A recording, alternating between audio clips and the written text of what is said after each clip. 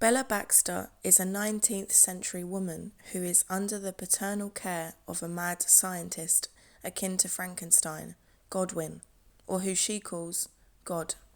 She is brought back to life by being given the rapidly developing brain of a baby.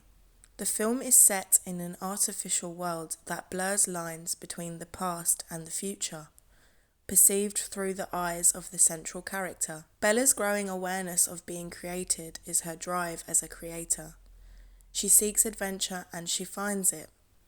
The men in the film attempt to keep her contained, either physically behind locked doors or developmentally by throwing her books away. What is interesting about this film is that Bella is never vilified.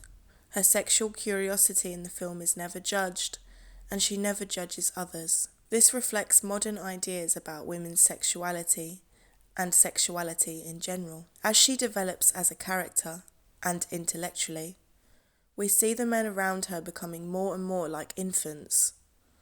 The two love interests in the film, Duncan and Max, represent two juxtaposing types of men. Duncan is a narcissistic and pompous man who could quite easily disguise as Max, a man who genuinely loves, cares for, and respects Bella, regardless of her hunger for adventure. The film targets subjects from prostitution to female genital mutilation, but it is remarkable in the fact that Bella is never portrayed as a victim.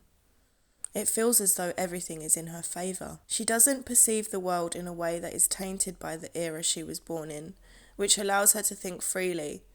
What is important to Bella is finding and protecting her independence. The music in the film engulfs the senses. It acts as sounds from a mythical machine, driving the story further and further investing us into the lives of the characters.